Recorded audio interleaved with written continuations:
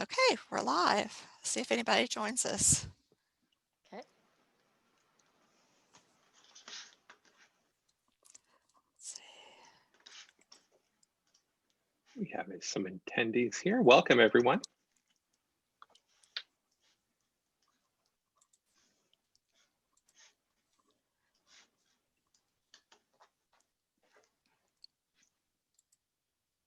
Great. I hope everybody's doing good today. Feel free to use your chat box too. And if you have any questions while we're talking, you can yell them out or throw them into the chat box or whatnot, and we can answer before or after, or during or after. We'll start in just a minute.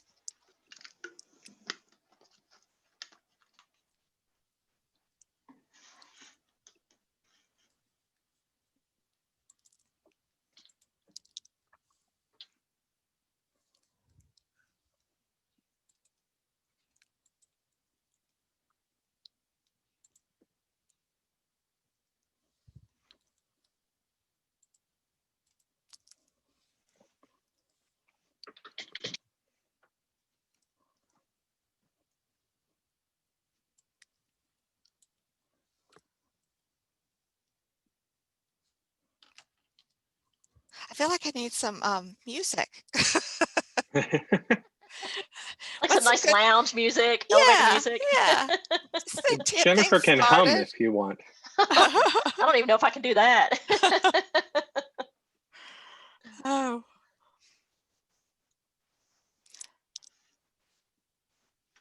I see some of our Jackson County people. Hey, Jackson County.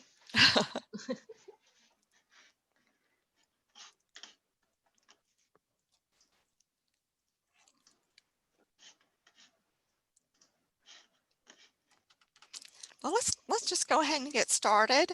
I'm Marcia Greer. I am the librarian at Singing River Genealogy and Local History Library, and I want to welcome y'all today to our webinar, Mississippi's Virtual Picnic. So we're going to talk about the culinary collection at USM today, and it's kind of appropriate at this point in the year because everybody's been cooking since before Thanksgiving. You'll probably cook until after the end of, after New Year's. So it's appropriate for that, but also because Singing River Library is starting to expand our cookbook collection ourselves. We're collecting cookbooks from Jackson and George churches and organizations. And so if anybody is out there who's interested in donating a cookbook from Jackson or George, they want their cookbook represented in our collection for all time, just give us a call. Our number is 228-769-3078, or you can email us at research@jgrls.org. And we'll set up, how we're going to handle meeting to get that donation. But looks like we've got some more people with us. Hello. And what we're going to do is, if you look at the bottom of your screen, you've got a chat box. Feel free to chat in that box. We also have a box, a little icon at the bottom of your screen that says Q&A. If you haven't done this before, it's just, if you'll click on it, you can get a screen that you can type a question in. Now we'll answer those questions at the end of the program. So I'll get started. I want to introduce our speakers.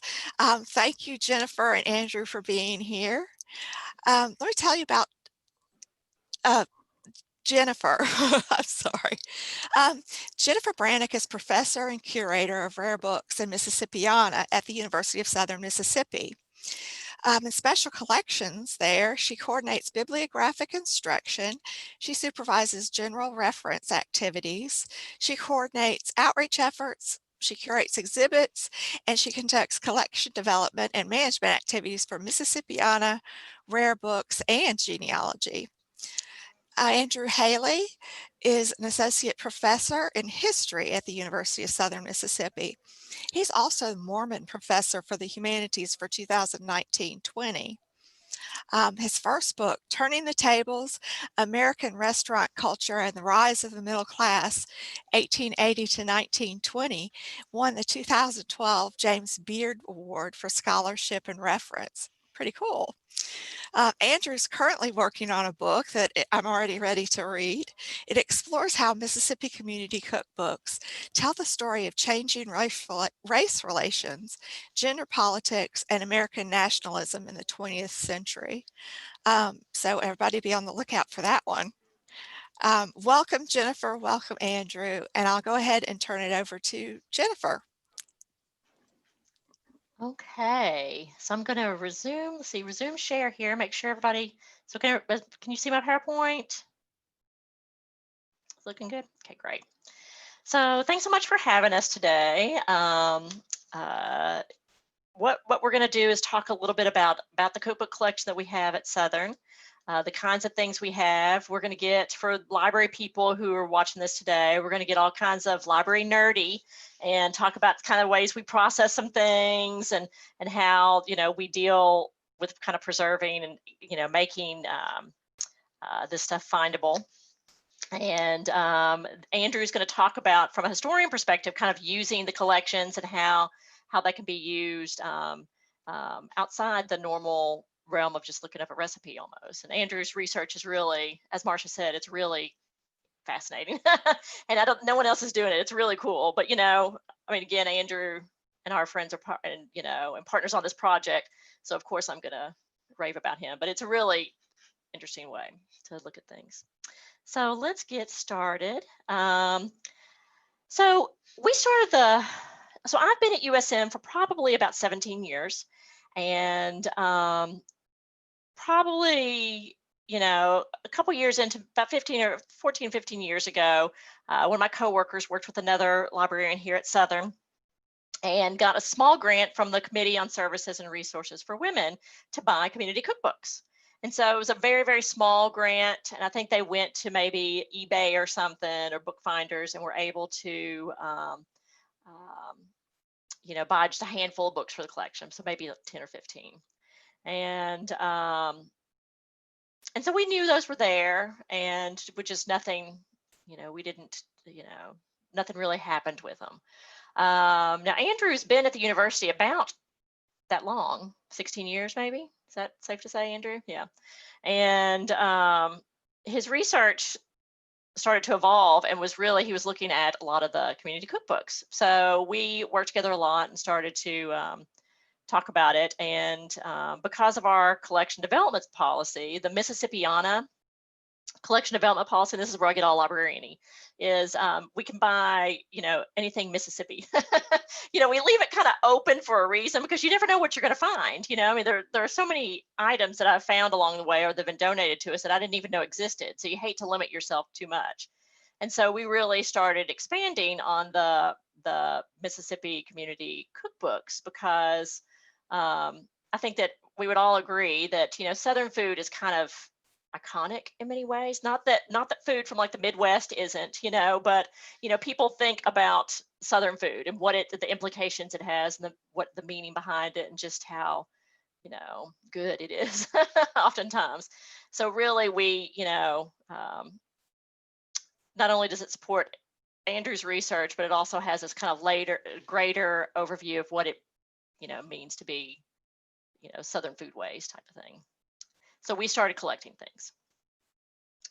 So over the time, and I'll show you some different donations. So this is, you know, a donation we got from a guy who was originally from outside of Jackson. He grew up outside of Jackson, and he was probably in his 70s or 80s, and he lived in Virginia. And so he was downsizing and getting rid of his cookbook collection. And so, you know, up to this point he had a lot of Mississippi Community Cookbooks. But as you can see here, a lot of the items are, you know, like New York Times cookbooks, and, you know, just different kind of general ones. So we did go to Virginia and got this collection. And again, he has stuff like all the, you know, Julia Child books, some of the most important books on bread. On bread, a lot of the classic French cookbooks and other things. So he had a lot of these classics that we used to kind of contextualize a lot of the Mississippi stuff and just kind of the history of cooking, recent days. So so this is just an example of some of the materials that we have. So now we have probably about 8,000 cookbooks from all over the country, all over the world, including some in a handful in other languages, but primarily our focus is Mississippi. But we do kind of, it says, Alabama, Louisiana, especially in southern Mississippi, in Hattiesburg, Louisiana food is so, there's a lot of Louisiana food here. So we do kind of collect Louisiana cookbooks and things that kind of, and Alabama cookbooks and other that kind of influence the foodways around here. At this time, we have close to almost 250 historic cookbooks. So that's pre-1970. And that number is continually, I know this week, I think I found 3 or 4 copies on eBay that were before 1970 of books that we didn't have. So this number is continually growing. And for research purposes, this is especially important to Andrew's research, and it really, to look at a lot of these older ones. So again, we started with the community cookbooks. And so these are just some of the titles of the covers of some of them. These are going to be, as Marsha was mentioning before, your churches and your women's clubs and different PTAs and groups like that who create these cookbooks for fundraisers oftentimes. So we started going deep into looking for these. So finding the books, in Hattiesburg, we're lucky. We have a lot of good estate sales. So, and these often are people who have passed away, who have gone into nursing homes and or assisted living, and the family. People don't. A lot of times, I think many times cookbooks are kind of old-fashioned. Maybe the new ones are kind of glossy and fun, but a lot of these older cookbooks, younger generations just, I think, just don't know what to do with them, So you find these at estate sales or at like Salvation Armies or, thrift stores and things like that. So I go to a lot of local estate sales and find cookbooks, after a while, because Andrew and I have been doing this for probably about 6 years now. And after about 6 years, we've seen a lot of the greatest hits. So a lot of the donations, the later donations we will receive are books that we already have, because it's amazing. Like a lot of the junior league cookbooks, everybody has those because those are the classic ones, especially the Jackson area ones. So, but it's fascinating to see that every woman had those. So in their library, you could, see those, and you see this through the donations. Online booksellers, sometimes we've been lucky to find some through like A-Books or something like that. We do have a small collection development pot that we are able to buy these from. And you can find them anywhere from $3 or $4 to, there's one guy on eBay, I'll not mention his name, Colonel Reb, but he will charge like $50 a cookbook. I'm like, oh, so we kind of, because he knows what he has. He knows I'm out there looking at him. So it just kind of bums me a little bit, but there, you are able to find these. And, oftentimes, like with online bookstores, a lot of these book dealers aren't going to have them. It's those, people who have an eBay account who want to liquidate whatever they're dealing with, or if they're, do it for other people that are going to find these online. Of course, like you all are doing, leading to get the donations from the public. That's where, Marsha, I think that's where you're going to find a lot of the good stuff, because people have these materials, and a lot of their families may not want, these later on, or maybe people have, are trying to downsize. And then we've received some from libraries along the way as well, who are kind of weeding out to their collections. One thing I learned about eBay and searching is that people can't smell Mississippi. So, when you're doing search, I have all these saved searches on eBay. So I have like Mississippi cookbooks spelled correctly, then like maybe 3 S's or 2 S's, or, and so on and so forth. So it's something to that I thought was kind of funny looking through, just to see how people would completely destroy this word. Especially, I grew up in Kentucky, but we all knew the MISSISSIPP, that little cadence, but I guess not everybody had that.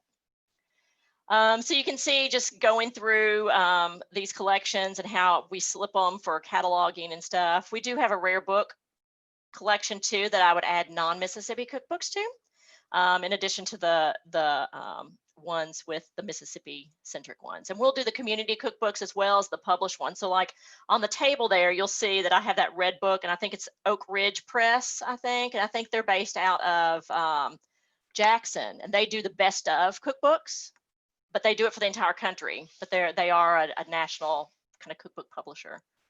So I try to get their stuff as well because they are Mississippi. One thing we do as well, because so often, you know, as you all know, if you're going through these cookbooks, you have all these other recipes that are thrown in there, or bookmarks or paper clips and stuff. So we try to preserve that. And we do, we separate. So this is a book that we received lately that sometimes, if you're friends with me on social media, you might see this, but sometimes I post pictures of the weird things we have. And so one day I found the best Baptist recipes. And so everybody's like, what's going on? And the next day I post this one came across when I was processing. It was the favorite recipes of Catholic women. So it was all out, you know, WWE there trying to break it down. But so with this particular, the Catholic women's one, that had all these different handwritten things as well as commercial recipes that were thrown in there, or a piece just of weird wax paper that you see in the corner there. And so we do pull these out and make a note in the catalog that we have things on enclosures on file. And so even though we separate them because the clippings are going to discolor the books, so we have like a vertical file almost that has kind of enclosures so that we can preserve what these women had with their books. So different cataloging things, you know, the community cookbooks, we have a note in the record. The donors are listed in the cataloging record, and that way you can create these kind of virtual collections. So for instance, you know, just doing a basic search of community cookbooks in our catalog, it narrows down to 1,500. And I think these are just Mississippi community cookbooks, if I'm right, that we have, but it goes over all years. But if we look at the recipe, and this is what's cooking in Pascagoula. And so you can see here that how we have our cataloging records broke down, because so much of it is, I think that people don't know, besides recipes, how they can use some of this stuff. And even then they don't know exactly, you know, different ways to do this, like weight control is a section in the what's cooking in Pascagoula, you know, so that might be kind of an interesting way that people may not think that that would be in a cookbook. But as you can see below, we have Mississippiana item, and then we have the barcode number has marginalia. So if people go in and say this recipe is good and handwrite that in there, that's what the marginalia kind of covers, so that people know that it has handwritten kind of notes. This one also mentions that it was donated by, you know, a specific person. So if we went into the catalog later and did a search for Nancy Chain, it would bring up all of her cookbooks. So that's a great way to virtually preserve her collection, because when it's cataloged, it's going to go on the shelf according to the catalog, you know, according to the call number. But those are just some things that we do to kind of try to preserve that. In addition, now one thing that Andrew and I have really tried to push forward with is trying to make these accessible and available online. Now there are copyright things to think about, and so we're very cognizant of that. You know, I think it's if anything before 1964 that may have had copyright or was not renewed. I have to look at my notes. I do check this, I swear, before everyone.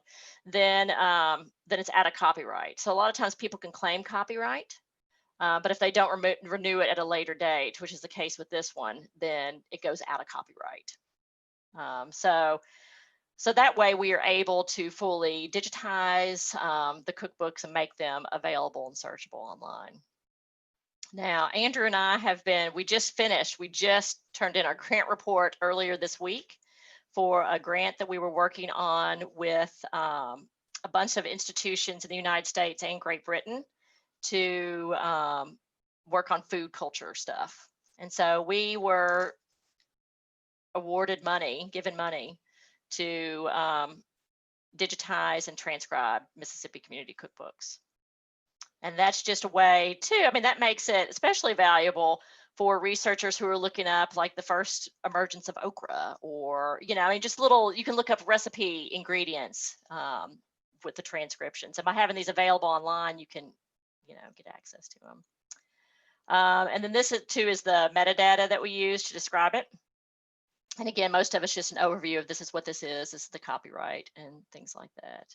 And then of course, where it's located. Now for, you know, other places who may not have a digital collections, there's always the Mississippi Digital Library, if you're in Mississippi, where you can, you know, digitize things and get them put online as well. So here's some of our Mississippi community cookbooks. And the telltale sign are the spiral bindings, right? And they look so cool and they're great. But when we started growing the collection, all of a sudden you'd like walk by, and we always say it was like the ghost of Dr. McCain, that they would like shoot out at you because they start ricocheting off of each other. The spines do, because of the round, you know, the way the spiral binding goes. So it never occurred to us that there would be kind of almost like a preservation issue or kind of a housing issue when having so many of these on the shelf together. But that's something that's kind of come out of thinking about this and how this works out. And with us, because you know, we're in a non-circulating collection, so we use acid-free slips in our books, so you can see those where we put the barcode number on those. But again, we only have that luxury because we're non-circulating, and that helps. And then community outreach, we've done a number of different things, whether it's different publications or media, because, you know, we think this is a cool collection. And, you know, along the way, it's been really interesting how we'll have people contact and say, well, sir, you know, do you all have this cookbook? Because my grandmother used to have it. And I remember there was a recipe in there that she used to cook from every Sunday, just different things like that. So people are coming to us with those kind of like memories, you know, which is kind of, which is nice. But we have had, you know, a couple of local publications that have picked up on this. And again, I think it's, I mean, I think it's really great, Marsha, that you all are creating this library, because I think it's a fun thing to do that everybody knows, and it really has a lot of, I think, research value and a lot of resources for people. Another thing we do is, let me skip ahead. Once a year, Andrew does a cookbook talk about one particular, usually one or maybe two community cookbooks. And so these are the ones that he's done. I mean, it's weird, that's 3, so 7, there have been 7 of these, time flies. And so usually what we do is we have, you know, in non-COVID times and normal days, we circulate the book that we're doing, all the publicity, and then we encourage people from the community to prepare recipes from the cookbook for a potluck. So some of these may be a cookbook from 1910, which is, you know, which is great, you know. Then you have one from the 1960s, which may be a bunch of gelatin dishes, you know. So it just depends on you know, how that breaks down. But it's really a great way to not only mix Andrew's research, which is just interesting and different way to look at the history of communities, and also the food element of it, of being able to taste what food in the, you know, 1950s would have tasted like, you know. And then just to show you, here's a little, let's see, I don't know if y'all can see this or not. Let's see. Cookbooks dating Can you back see to that? the early 1900s in Mississippi are often full of casseroles and prized family desserts. Now researchers at the University of Southern Mississippi are collecting those books to preserve a unique slice of history for generations to come. So then that's just kind of the opening of how, you know, what our potluck looks like. And then Andrew gives a great talk about the importance of the collection and what we do. And he's going to do that live today. So I don't know if we need to watch him do it, you know, do a recording when you can have the live Andrew. And so you can see that with the different items that were prepared, we would have the recipes next to it so people could could see what was in each one and how it was prepared. I mean, you know, some of them again are just like mix ingredients and store in icebox until ready, you know, or just bake. You know, sometimes they don't have, you know, temperatures. They just say bake it. You know, we've gone to different conferences and talked to different groups, and you know, it's so funny because I think people look at. Sometimes people are very serious, and I think there's a time to be very serious, and I think that's great. But sometimes you need, you know, it's good to have a fun project. You know, not everything. You know, sometimes things need to be fun. And so I just think our project is, I think it's a really fun time, and I think that other people do as well. So I was given this one talk in California about what we do. And, you know, I think I was on a panel with a woman from Harvard, and she was very, you know, formal. You know, I mean, I was formal. I didn't come off like a doofus, but, you know, I was still kind of, you know, so I think it went well, and it was a reception. It was well received. And but on the little transport on the way back, this girl was across from me, and she goes, "I liked your talk," and I was like, "Oh, thanks. You know, I'm glad you liked it." And she goes, "Yeah, I work at you know, I wish at our institution we did stuff like that. Everything we do is just, ugh, you know." And I said, "Oh, well, where do you work?" And she said, "Harvard." And I was like, oh, it was so exciting because I was like, take that, Harvard, you know, USM can do it, you know. And it was just kind of a really, you know, because so often we all try to do things with less, and but that doesn't mean we can't, you know, still do it. And of course, Andrew and I, because of our work together, you know, and our partnership have written a couple things. But, you know, just doing like displays around and different, you know, exhibits featuring the materials we have, whether it's, this is our celebrity case. So we have everything from Gerard Depardieu to Isaac Hayes to, you know, James Beard and a couple of other people. And then again, we have the range from the community cookbooks to, you know, the cookbook by the Duchess of Windsor. Andrew, is this you or is this still? Hi, everyone. Thank you, Jennifer. So Jennifer, as our archivist and expert on Mississippiana, has done remarkable work reaching out to the community to build this collection. And as much as we've purchased some cookbooks and as much as we've had some large donations, the bulk of the collection, many of the most valuable cookbooks, come from everyday folks who want to contribute to building this collection. And I hope the same thing works at Singing River, because the more of these collections that we have, I think the better the state will be. Because cookbooks, and I'm a historian, so I'll talk about history, but cookbooks preserve a part of our history that is often forgotten or lost. There is this quote at the beginning of the Presbyterian Cookbook, which was first published in 1914, that I kind of love. And the gist of it, I won't read it all, but the gist of it is that cookbooks are wonderful because they give you recipes, and recipes become part of your tradition, and you may not even remember where that recipe came from. And that is true. You know, we all have handed down recipes that are from grandma, who might have gotten them from a cookbook, and they've just been in the family. But we've forgotten the stories behind those recipes. And one of the reasons that the recipes are not enough, we need those early cookbooks, is because the cookbooks contain clues to the story. So Jennifer, if you could move to the next slide. And those stories that we tell, there's a lot. So why have we been collecting community cookbooks, and why should Singing River collect community cookbooks? Well, one, it preserves a culinary history, right? It tells us what we've eaten.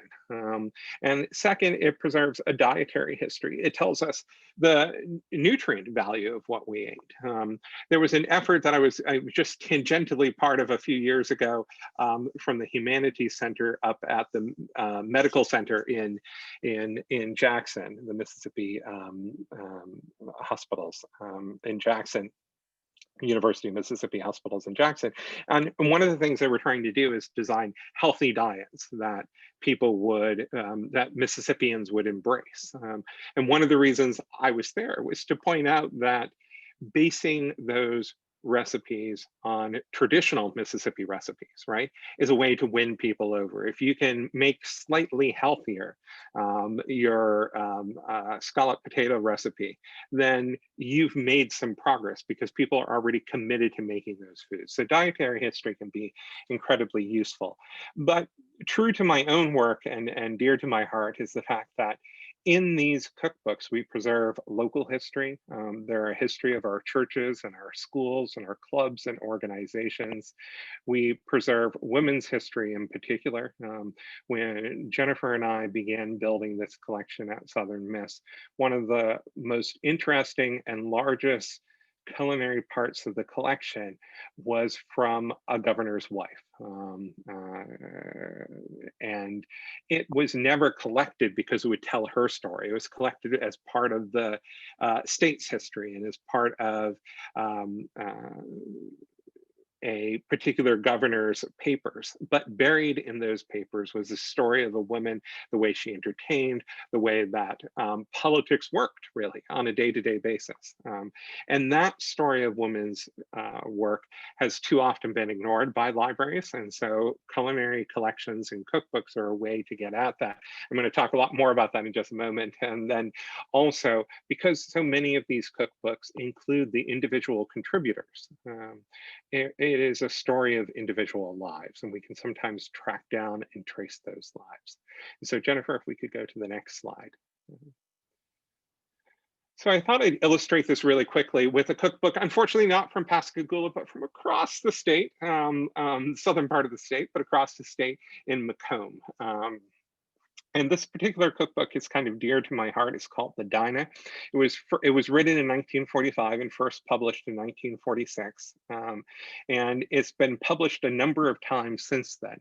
And each time they updated this cookbook, the unique thing about it is instead of just mixing in a bunch of new recipes, they added the recipes to the end of the cookbook. So from a historian standpoint, you can see the progression of recipes. And that in itself tells us a story. So when this cookbook was first published in this cookbook was first published in 1945. The 1945 version is the one that you are looking at there. That version of the cookbook had a series of recipes that were that you might classify as ethnic recipes. Most of them were Cajun and Creole recipes, and they amounted to about 11 of the recipes in the cookbook, out of a total of, and I'm trying to, my glasses don't always focus on the other screen over here, so now I can't see anything all of a sudden. Anyhow, out of the here we go.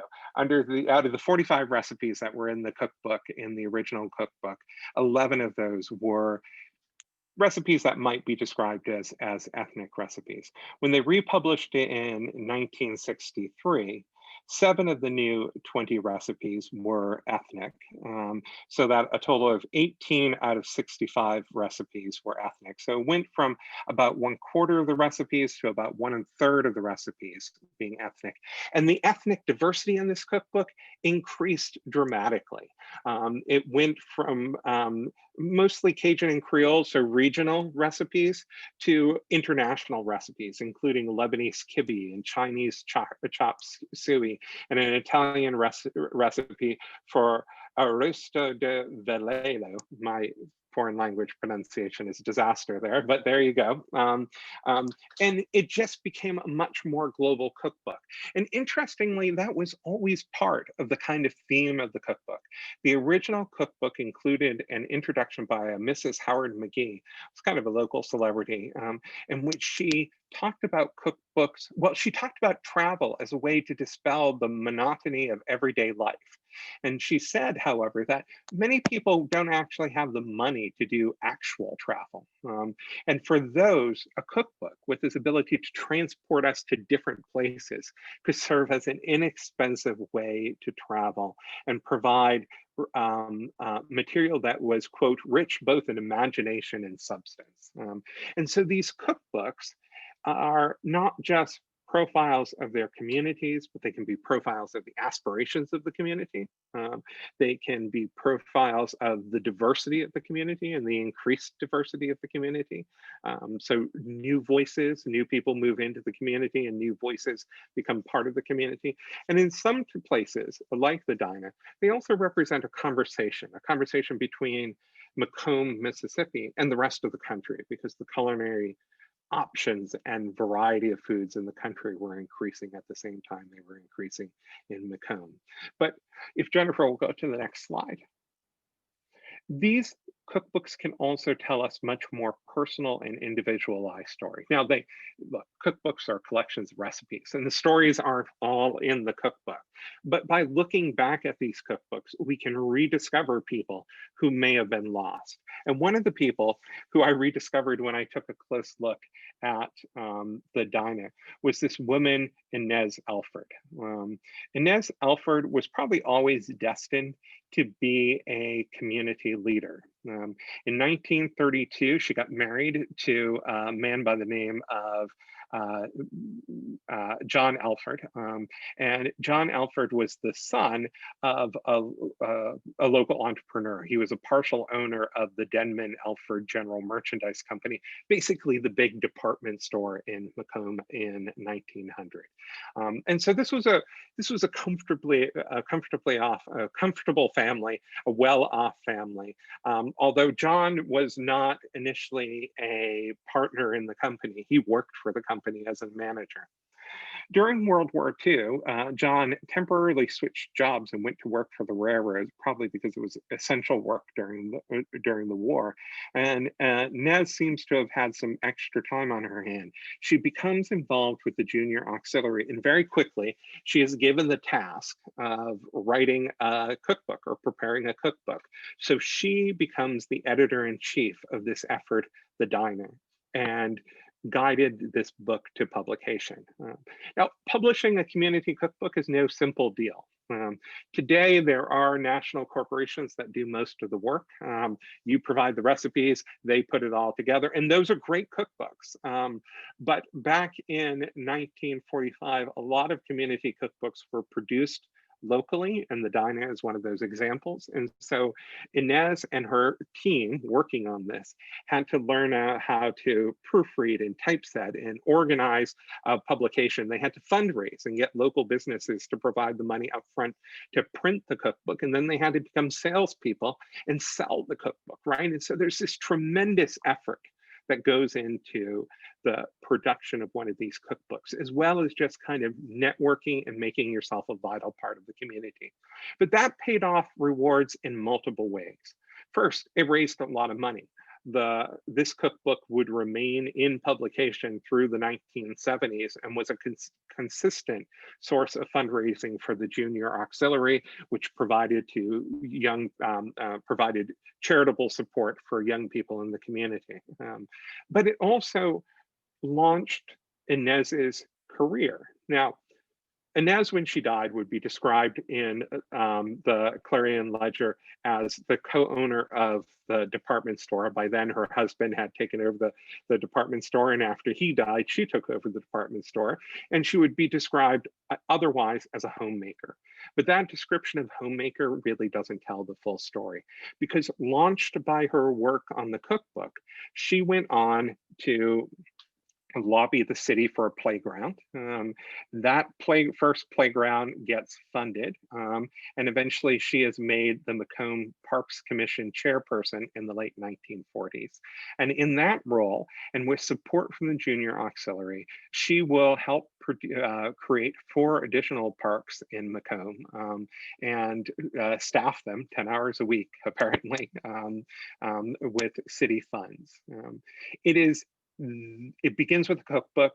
It makes her park commissioner in many ways. And she goes on to play a very active role in her community from that day forward. In 1951, her daughter Julie contracts polio. Many people would retreat into their home and become that homemaker she was later described as. But Inez now was a community figure, and she uses her daughter's tragedy to become a regional chairperson of the March of Dimes campaign to raise money for children with polio. And in 1953, as a result of that, she is named Mother of the Year in Macomb, outstanding Macomb Mother of the Year. And her prominence probably is best illustrated by a whole series of articles that were in the Macomb newspaper, the Macomb Enterprise, in 1954. In 1954, the company that her husband managed and her father-in-law owned moved to a new building. So this was the local department store. And the local newspaper, it's kind of half advertising, half public interest, did about a 6-page spread on the move to the new location. And there are some pictures in that spread of the new building and various departments in the new building. But the largest pictures are of Inez herself. She had become such a public figure that she was advertisement for the store that her family ran. And even though she seems to have not really worked for the store, she's referred to repeatedly in the article as part of the kind of inspiration, as playing a kind of background role in the store, because she had become this vital figure in her community. Now, the story of Inez is one of those stories that I think we tend to forget. The important role that women played through their charitable efforts and through public service in communities, right? I mean, we may focus on the first woman vice president, but we don't focus on the first woman who's a park commissioner in Macomb, Mississippi very often. And yet these cookbooks point the way to these stories. And it's why I think they're such a valuable part of a library's collection. And hopefully they'll be a valuable part of your telling the story of Pascagoula today and in the future. Jennifer, could you take us to the next slide? So these stories are not just limited to Macomb. You know, you can tell stories about Jackson, Mississippi by this 1911 cookbook, which surprisingly enough is tied both to the United Daughters of the Confederacy and to very progressive governor of Mississippi and his efforts to institute all sorts of reform policies for children, prohibition, and other reform movements in Mississippi. Or this other cookbook, Jennifer, if you can hit it again, from Coahoma, a small town just north of Clarksdale, Mississippi, in which this cookbook helped me to tell the story of race in the Mississippi Delta and the way that white plantation women were managing their place in an increasingly changing environment during the early days of the civil rights movement.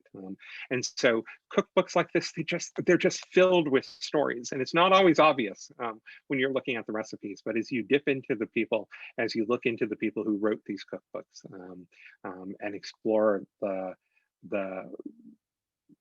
creation of these cookbooks, these stories become more and more apparent. Jennifer, you could go to the next slide. So I'm a historian. I love these cookbooks because they are about history, but just to be fair and to remind you again, building a culinary collection is about more than just history, although history is a great part of it. Jennifer, if you could quickly hit the button 4 times. These can introduce us to new recipes. They can help us to understand how people learned to cook and passed on cooking traditions.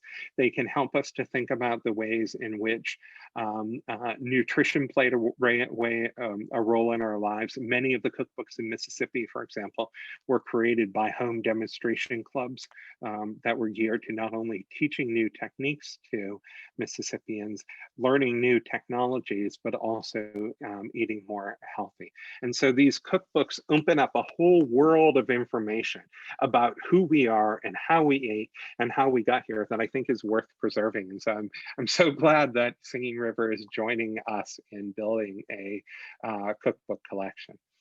Jennifer, could you go to the next slide? And then I think Jennifer and I want to encourage you not only to participate in your, and then the next slide, Jennifer, sorry. We just really want to encourage you to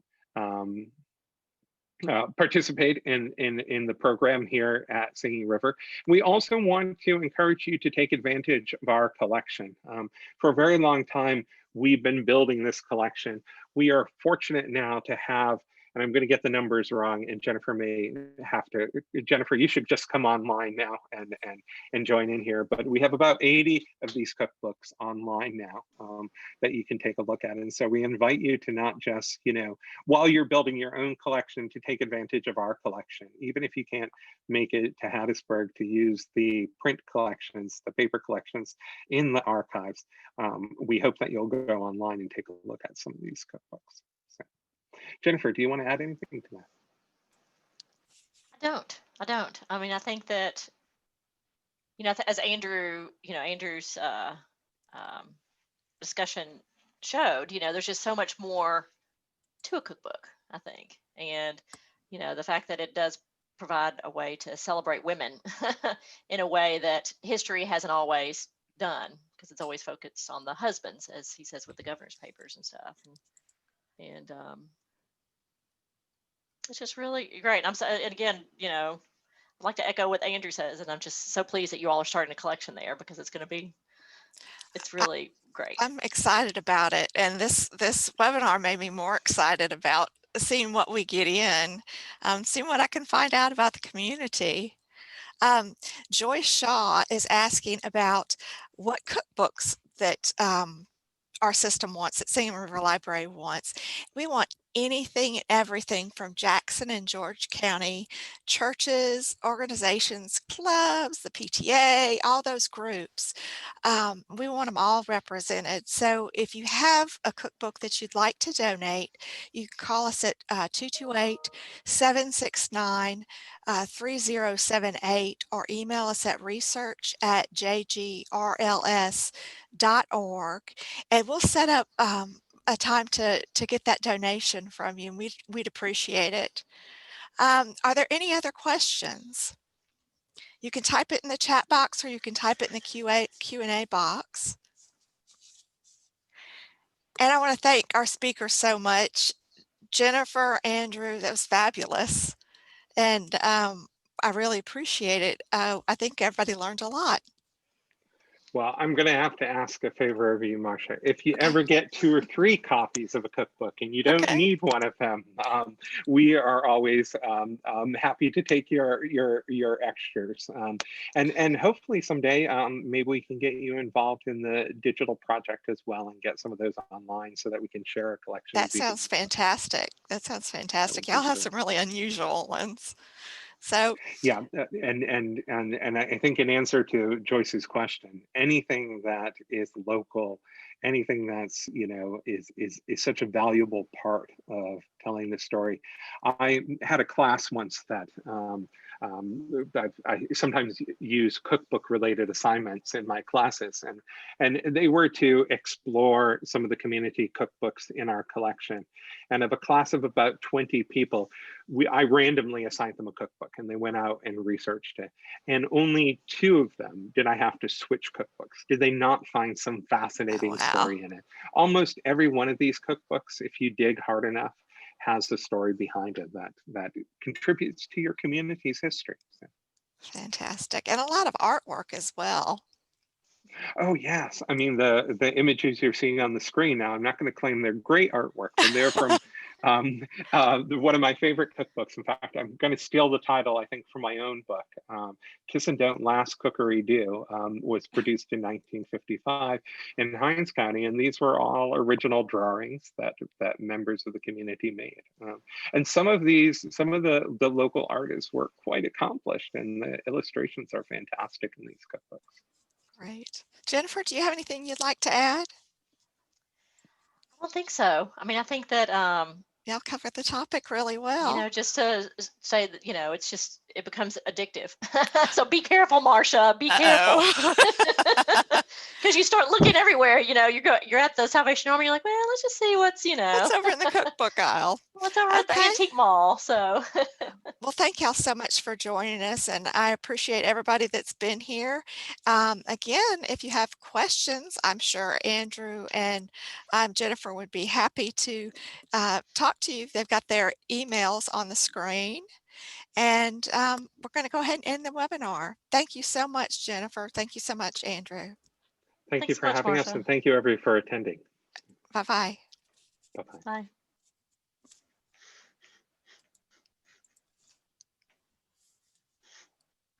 Okay.